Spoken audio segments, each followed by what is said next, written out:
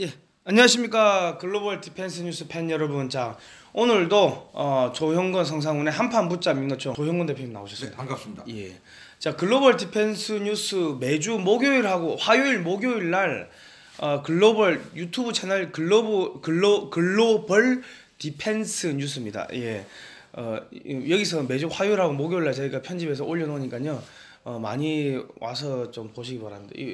언제 하냐고 물어보시는 분들 많으세요.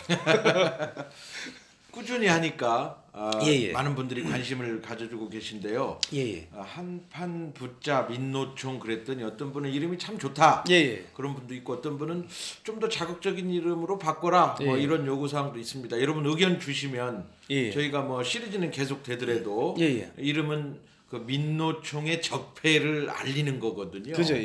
그래서 대한민국이 함께 살려면 민노총의 주장대로 함께 살자. 재벌 당신들 우리 함께 살자 이러는데요. 90%의 국민들은 민노총 니들만 살지 말고 우리도 함께 살자 이 얘기거든요. 그래서 한판 붙어야 된다. 뭐 이런 의미로 말씀드린 건데요. 좋은 이름 있으면 말씀해 주십시오. 그 좋은 의견 있으면 말씀해 주시고. 네. 그럼 우리가 이걸 또 새로 바꿔야 돼. 뒤에 이거 아니 바꿔도 몇 번 바꿔도 많이 전파돼야 됩니다. 자, 지금까지 우리가 다른 거를 좀 정리를 좀 해보면요. 재벌 사내 유보금 문제를 제일 처음 시작을 했어요. 그래서 그 재벌 대기업이 가지고 있는 사내 유보금을 풀어서 뭐 민주노총에 함께 살자 이런 주장을 했어요. 뭐 국민이 그게 함께 사는 길이다. 그러나 그 사실을 뜯어보면 민노총이 전혀 주장해서는 안 되는, 아까 금액도 맞지 않고 실체도 다르고 또 그 돈이 사실 푼다고 하면 주주 돈이죠. 자기들 것도 아닌 거죠. 자기들 것도 아닌 자기들 거죠. 월급을 풀어가지고 같이 살아야 되죠. 그러니까 근본적으로는 자기들이 지금 일한 것보다 훨씬 많이 받고 있는 노동자가 노동자를 착취한다라고 하는 가장 기본적인 얘기를 저희가 지적을 드렸고요. 지금 뭐 광주형 일자리가 되네 안 되네 이런 얘기가 아주 많지 않습니까? 결국 저희가 뭐라고 그랬습니까? 광주형 일자리는 민노총이 반대하니까 된다고 그랬습니까? 안 된다고 했죠. 안 된다고 그랬죠. 안 되는 겁니다. 4천만 원도 아니더만 3,500 500까지 내려갔더만. 그래도 민노총이 반대하면 안 되는 거예요. 자기들 밥그릇 뺏길까 봐. 지금 국민들이 누구 때문에 일자리가 이렇게 안 만들어지는지 이 한판 붙자 민노총 시리즈를 통해서 여실히 지금 알고 계시는 거지요. 그 얘기를 드렸고요. 민노총의 고용 세습과 채용 비리, 때법 이 얘기를 좀 드렸습니다. 아니 이 유성기업 문제도 그렇고 뭐 계속 저희가 뭐 5번째에서 테러 폭력의 문제 원인은 문재인 정권에 있다. 뭐 이런 얘기를 드렸습니다만 이 사람들이 그 공권력이 위에 있어요. 오늘 드릴 말씀도 그 연장선상의 얘기인데요. 민노총이, 자 오늘 얘기로 갑시다. 민노총이 전대협을 박살냈다. 참 이거 재밌는 얘기 아닙니까? 그렇습니까? 자, 전대협 하면 어떤 조직입니까? 지금 대한민국에서 전대협 모르는 사람 있나요? 그죠. 그 완전히 그 뭐 주사파 깡패 조직 아닙니까? 주사파. 그리고 청와대를 장악하고 있는 그 테러 단체죠. 아니 뭐 민노총이 그렇고요. 현재는 민노총이 테러 단체라고 할 수 있고. 전대협도 뭐 옛날에 전대협도 과거에 테러 단체였죠. 화염병 던지고 맞습니다. 쇠파이프 들고 그 테러 단체였죠. 뭐 그 마치 100년 전에 볼셰비키 쿠데타라고 볼셰비키 혁명이라고 하면 안 됩니다. 소련에서 러시아에서는 볼셰비키 쿠데타라고 해야 되겠죠. 전대협도 우리 사회에 대한 쿠데타를 주장했던 거 맞죠? 사회주의 혁명하자는 거 아닙니까? 이런 단체가 지금 정권의 심장부에서 다 지금 해집고 다니고 있다라는 거죠. 오늘 뭐 결론이자 뭐 자세히 살펴보겠습니다만 그 전대협 이기 의장이 지금 그 강릉에서 출발하자마자 5분 만에 그 뒤집힌 거 아닙니까? 오영식 코레일 사장. 이분이 이제 더불어민주당 3선 의원이었고 떨어지면서 철도에 대한 전문 지식이 전혀 없는 상태에서 임명이 됐죠. 근데 네. 그 삼선 더불어민주당 삼선 의원 출신인데 나 왜 그래 무식하니 모르겠습니다. 날이 추워서 탈선했다. 이 말이 됩니까 이게? 그래서 저는 처음에 그 소식을 듣고 저희 그 성 기자하고 저하고는 같이 시베리아 횡단 열차를 탄 사람 아닙니까? 그죠. 이 겨울에 시베리아 횡단 열차는 다 운행 중 아닌가? 전부 다 탈선하고 전복돼야 되는 거죠. 이게 참 기가 찬 얘기를 그리고 그 날이 추워가지고 탈선할 것 같으면 지금 문재인 정권에서 북한에다가 그 철도 놔주겠다고 하는 거 하면 안 되죠. 북한은 더 추운 거 아닙니까? 그렇습니다. 전부 탈선되겠죠. 그렇게 말도 안 되는 정말 전문성이라고 하는 거는 정말 눈꼽만큼도 찾아볼 수 없는 인사들이 공기업에 들어가서 있었다. 자, 그 얘기인데요. 오늘 뭐 바로 그 얘기 들어가 보겠습니다. 민노총에 박살난 전대협인데요. 오영식 그 사장이 임명이 돼가지고 제일 먼저 한 일이 뭘까요? 봤더니 놀랍게도 노무현 정부 때 문재인 현 대통령이 비서실장일 때 코레일이 강성 파업을 할 때 노동자들을 파업에 참가했다는 이유로 해고를 했죠. 그때 해고된 노동자를 근로자를 오영식 사장이 임명되자마자 90명이 넘는 해고자를 복직을 시켰어요. 자, 어떻게 이게 해고자 복직 문제를 한번 우리 사회 해고자 복직 문제를 한번 다뤄봅시다.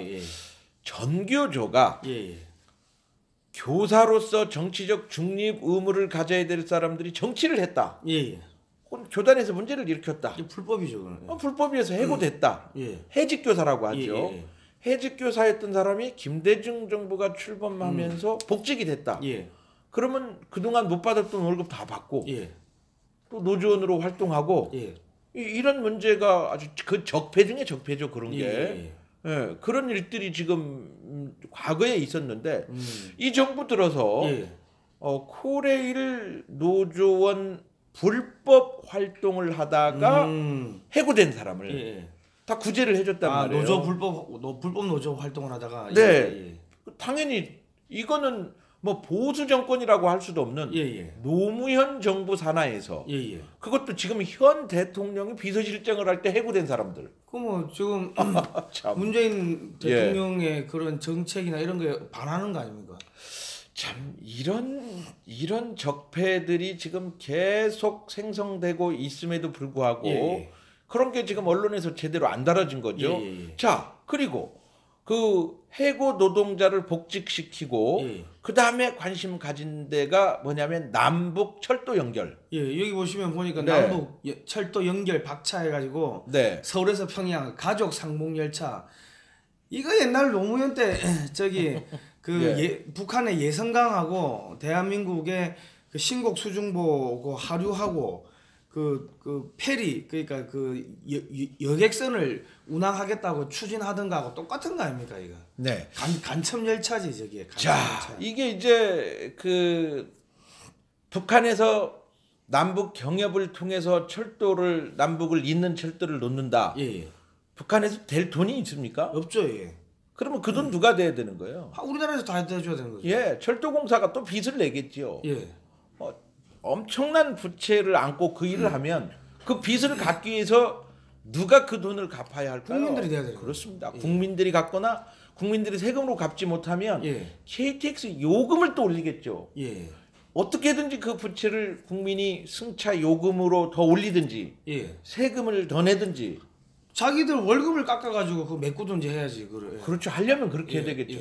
근데 그 일을 하기 위해서 철도 안전, 철도의 전문성과는 전혀 상관없는 이른바 낙하산 인사가 사장으로 간 겁니다. 이 보니까 경의선 선로, 계량과 동해 북구선 및 경원선 선로 연결 사업 추진을 했고 이산가족 상봉열차 정례화로 서울 평양 간 전기노선 추진했고 대륙철도 물류사업 기반 여건을 조성했고 KTX SRT 통합 그리고 전 노선 요금 10% 인하하겠다. 이게 거짓말이지. 이게 이제 뭐 하여튼 뭐 이 안전하고는 전혀 상관없는 대북 열차 뭐 이런 거를 주로 했네요 보니까. 그러니까 이제 안전 전문성과는 상관없기 때문에 그렇게 탈선한 사고가 일어나자 첫 마디가 이거 기온 급강하로 인해서 그런 거 아니냐. 오영식 코레일 사장이 이번 KTX 강릉선 탈선 원인에 대해 기온 급강하에 따른 선로 이상으로 추정된다고 밝혔습니다.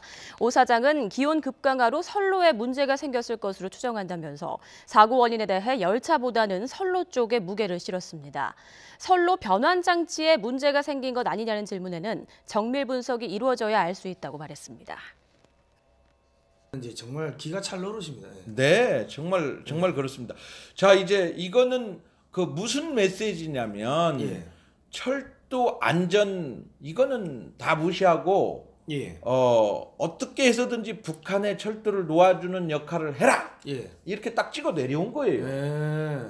그렇게 해석하지 않고는 도무지 이걸 받아들일 수가 없는 거지요. 그 인민위원회에서 낙하산으로 보냈구만. 그런데 이제 최근에 본인이 이제 잘못했다고 하고 사퇴를 했단 말이에요. 저는 여기에서 이야 대한민국 민노총의 힘이 전대협을 박살냈구나. 아니 이거 이 청와대를 장악하고 있는 게 전대협이고 그래서 한간에는 청와대가 아니라 적와대다. 이거 빨간 지붕 아니냐? 적와대다 이런 얘기가 지금 나도는 거 아닙니까?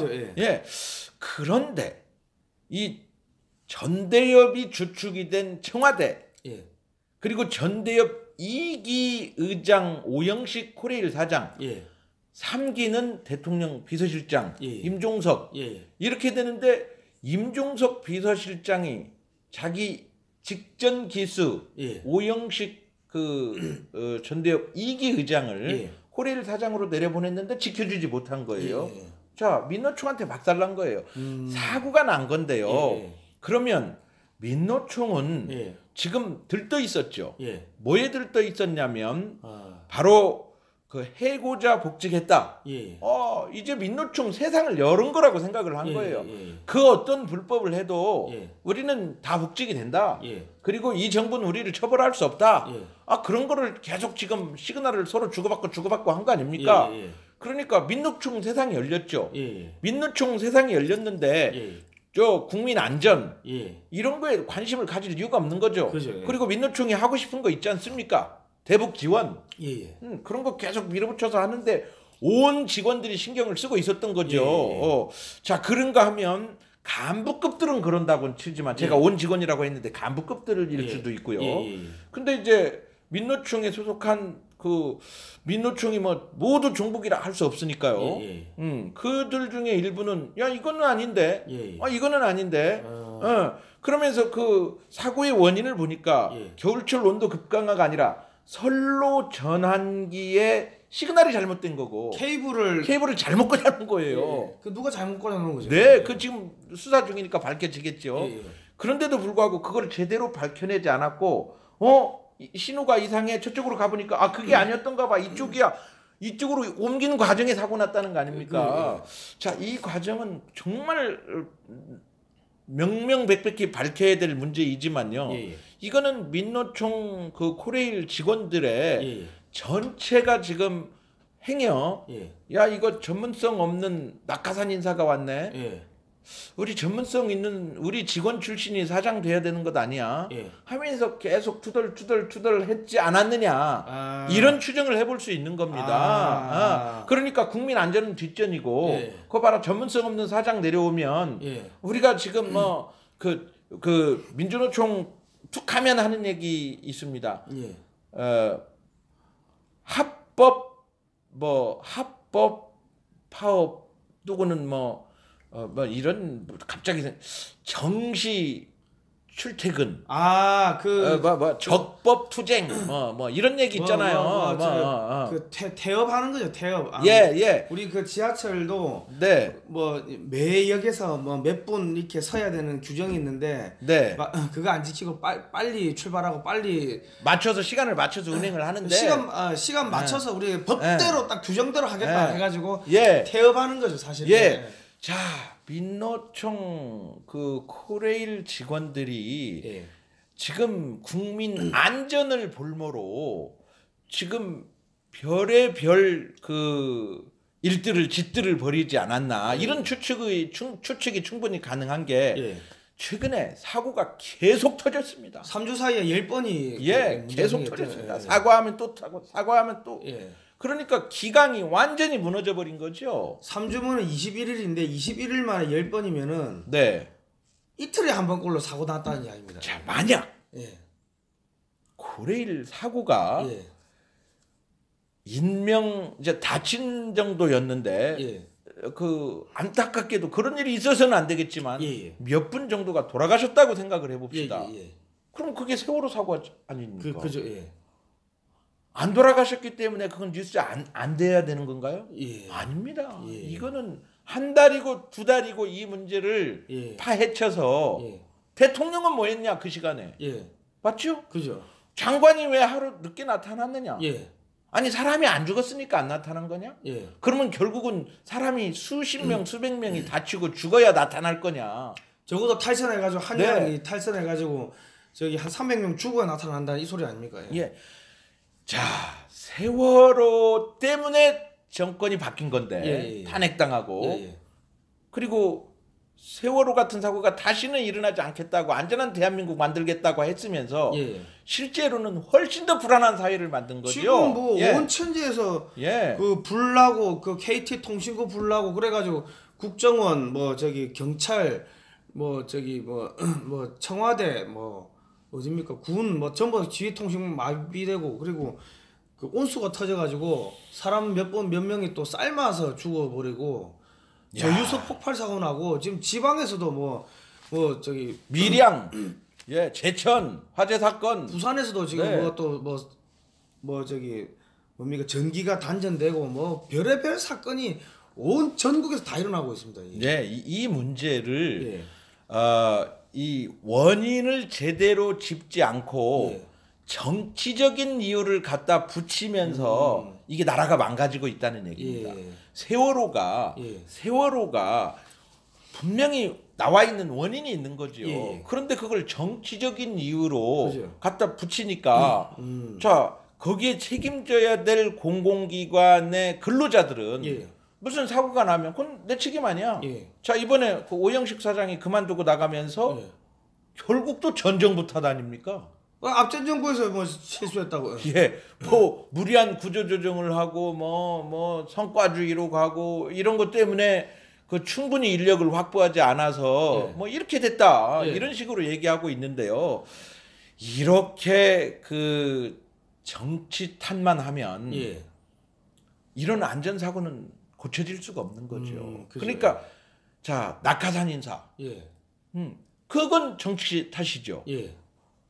그거를 제외한 예. 나머지 부분에 있어서는 좀 더 냉철하게 봐야 됩니다. 예. 자 이번 사고는 분명히 인재다라고 하는 거죠. 예. 직원들의 근무 기간 해이 예. 이거는 뭐 두말할 필요가 없는 거죠. 예. 그 사고가 난 뒤에 지하철을 제가 계속 타고 다니는데 예. 지하철에서 갑자기 안내 방송이 굉장히 많아졌어요. 예. 혹시 느끼셨는지 아니 이런 방송 없었는데 예. 갑자기 지하철에서 왜 이런 안내 방송이 나오지? 예. 제가 무궁화호 기차를 타보면 이거 보통 5분 10분 연차 가던데 어떻게 정시 운행 정시 도착을 하지? 예. 아니 과거에 이렇게 할 수 있었는데 안 했단 말이야. 예. 이런 의문들이 계속 나오고 있는 거죠. 그러니까 지금 이 부분은 그 결국 그 민주노총이 또 코레일의 직원들이 시내 직장이어서 아무도 견제하지 못하는 그러한 절대 권력의 위치에서 서 있었던 거예요. 그러니까 공공기관에 근무하는 민주노총을 중심으로 한 노조 이 사람들은 국민 안전, 국민 눈높이 아무 의식하지 않고 그냥 월급만 받아간 거예요. 자기 밥그릇만 챙기고 있었던 거지요. 그것이 이번 사고의 근본 원인이다. 그래서 그 민노총이 정치적으로는 최고의 힘을 가진 줄 알았던 청와대를 핵심적으로 차지하고 있었던 전대협이 청와대를 움직인 줄 알았더니 그 위에 민노총이 있더라. 오늘 얘기가 바로 그 얘기입니다. 지금 여기 청와대 그 게시판에 올라온 게 정부 낙하산 인사 근절해달라 이런 청원이 지금 올라왔고요. 네. 과거 정부의 적폐청산을 큰 가치로 삼고 있다. 그러나 적폐청산과 전혀 다름없는 보건성 낙하산 인사가 현 정권도 반복 중이다. 이런 것도 올라왔고. 잠깐만요. 그 부분은 제가 보니까 이 부분은 그 촛불 집회 참가자이고 문재인을 적극 지지했던 사람이 썼던 국민청원이에요. 아, 그렇습니까? 그 사람이 문재인을 적극 지지했던 사람이 볼 때도 이 정부는 과거 정부보다 훨씬 더 낙하산 인사 적폐가 심하다. 이거 고쳐야 된다. 실망이다. 이렇게 쓴 청원서입니다. 그렇군요. 자, 그 정도면 이제 언론들이 우리가 이제 민노총에 대한 본 궤도로 들어가야 되는데 비판을 자, 민언연이라고 하는 데가 결국 이러한 그 과거 정부보다 훨씬 더 큰 적폐를 안고 있는 이 정부에 대해서 제대로 다뤄지지 않고 있기 때문에 지금 국민들은 속고 있는 거죠. 마치 과거 정부는 적폐 정부고 이 정부는 적폐를 청산하는 정부처럼 보여지고 있는 것인데 실제로는 이 정부가 훨씬 더 적폐를 쌓고 있다. 그리고 그 뭐 전대협 청와대 얘기뿐만이 아니라 민노총 시내 직장이라고 하고 있는 공기업 노조들이 지금 국민 위에서 군림하고 있다. 철밥통으로 시내 직장으로 자리 잡고 있다.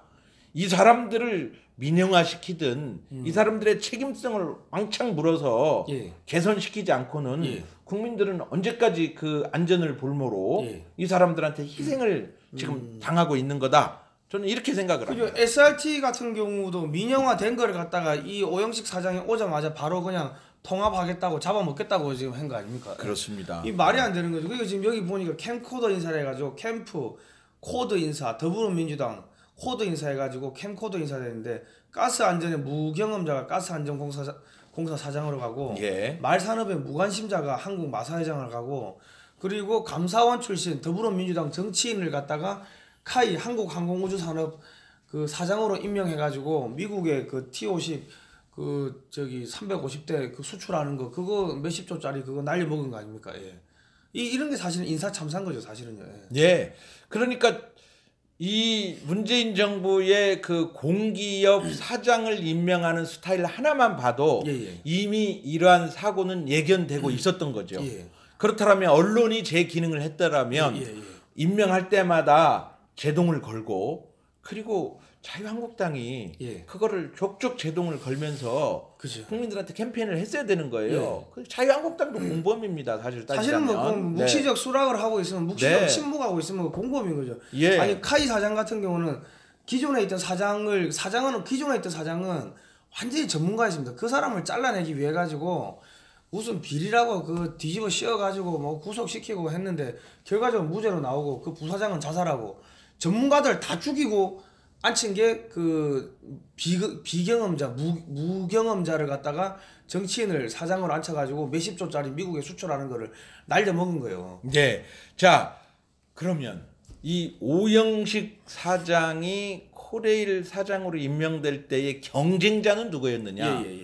제가 보니까 서울대 공대를 졸업했고 미국 MIT 석사 박사를 취득을 했습니다. 한국철도기술연구 원장을 했어요.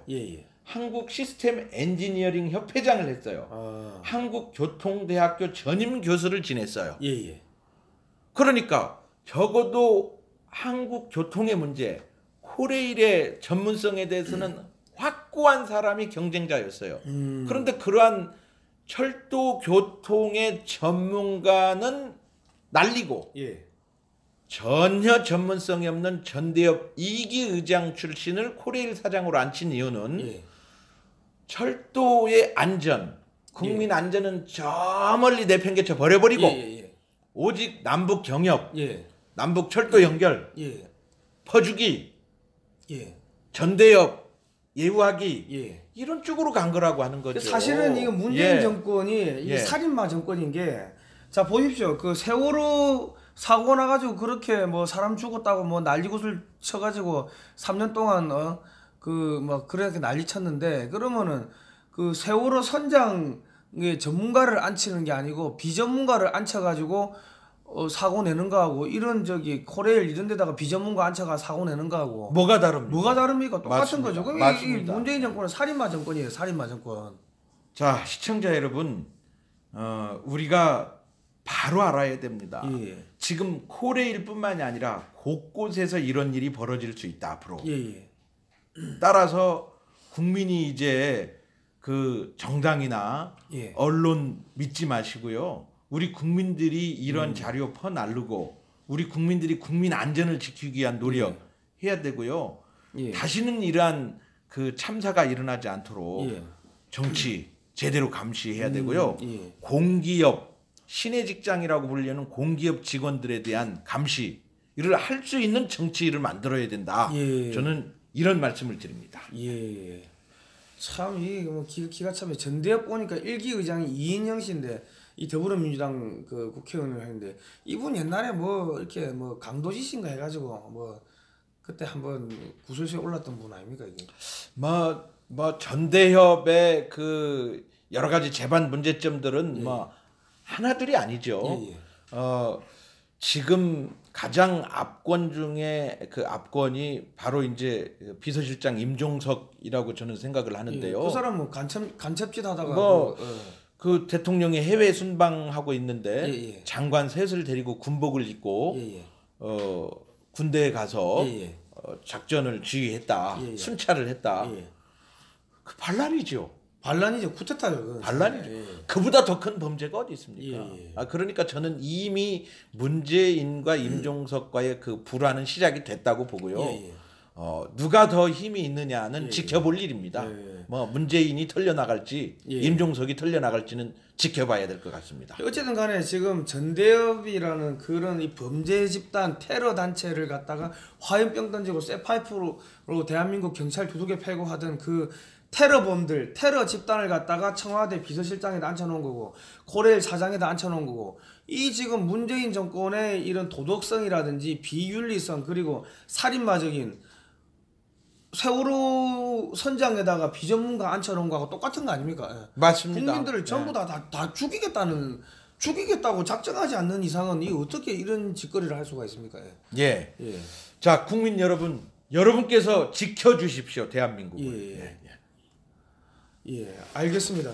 자 오늘 또 이게 그 장시간 또 나와주셔서 감사하고요. 마지막으로 저 황금알 낳는 최첨단 방위산업 삼성은 왜 포기했나?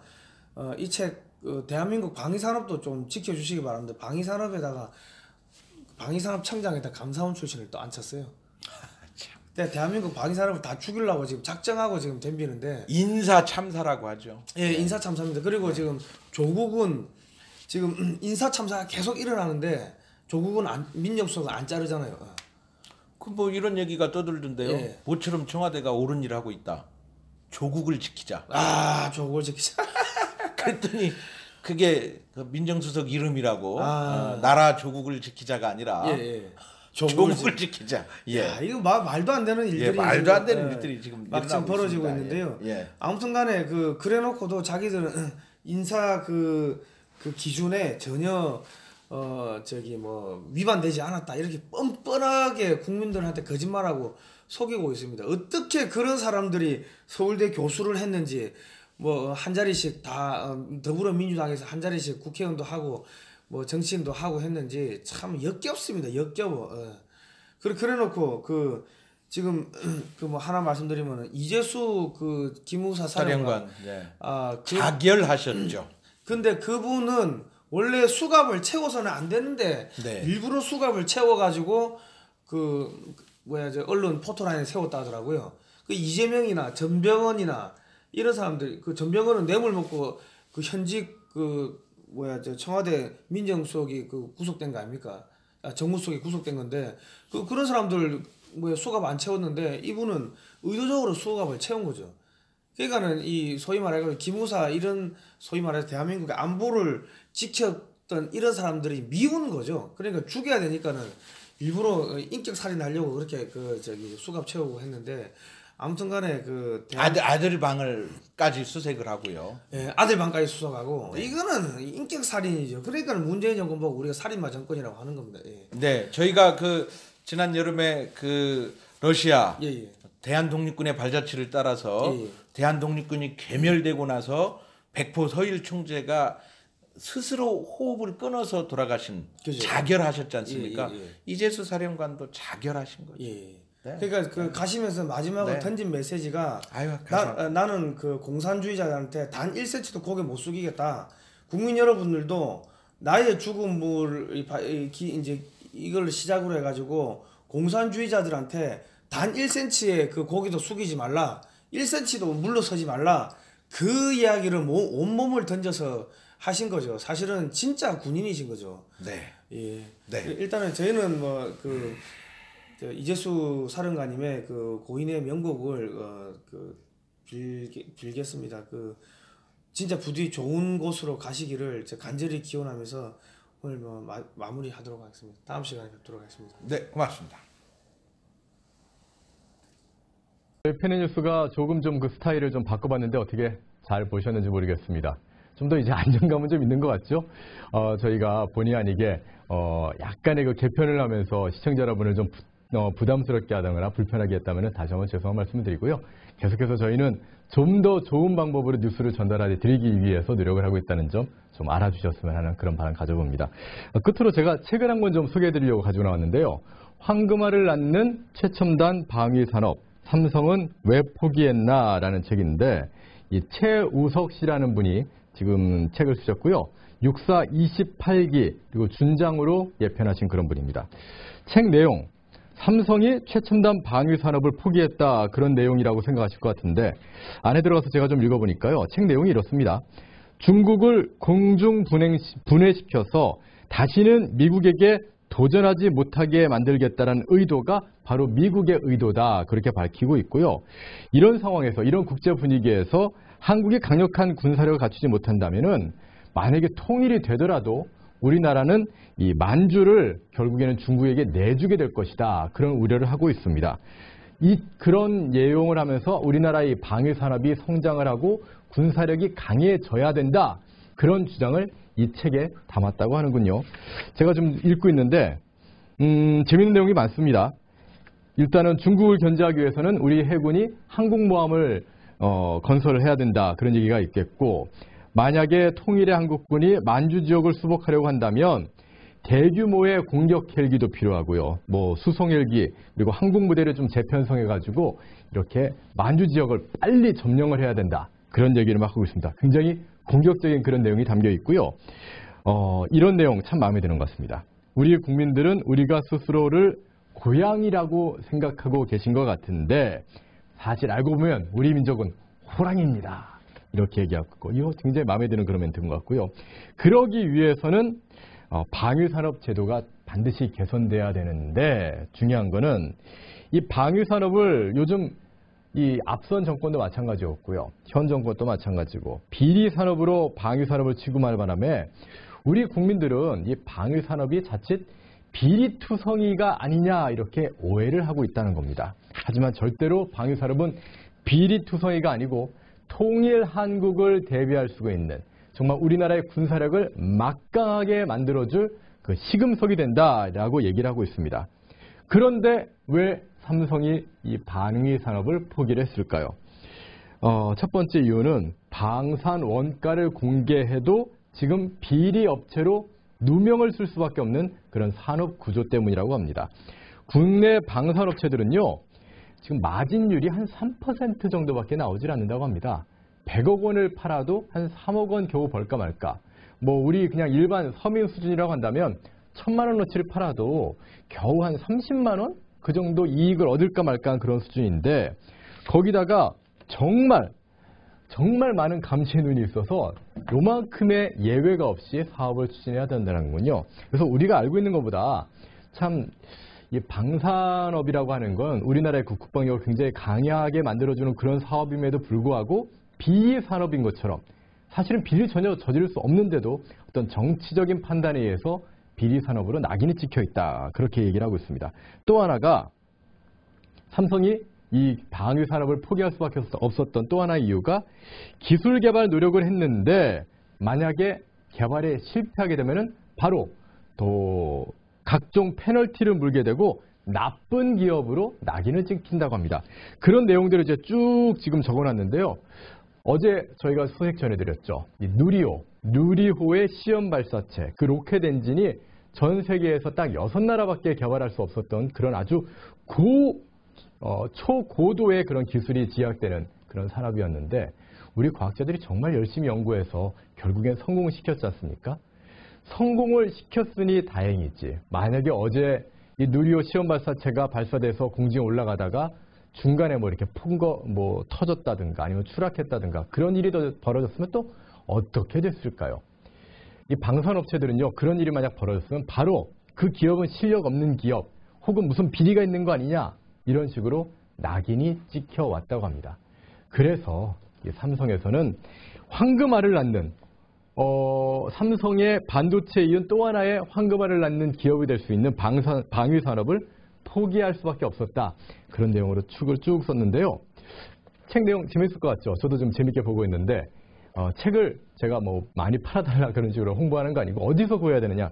일반 서점에서는 팔 수 없는 그런 책이라고 하더군요. 이게 글로벌 미디어 디펜스 뉴스라고 하는 이 인터넷 그 신문에서 만든 책입니다. 이 홈페이지고요.